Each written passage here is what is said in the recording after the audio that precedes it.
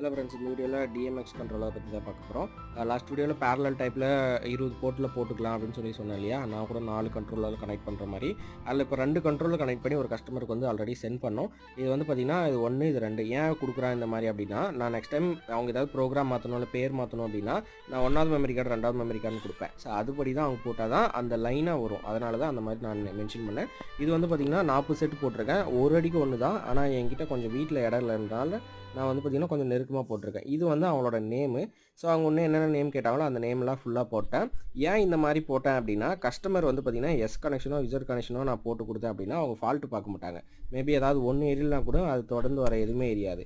இப்போ ஏதாவது எரியல அப்படின்னா அந்த செட்டு மட்டும் தான் எரியாமல் இருக்கும், மற்றதெல்லாம் எரியும். நாம் இங்கேருந்து சர்வீஸ் பார்க்கணுன்ற ஒரு அவசியம் கிடையாது.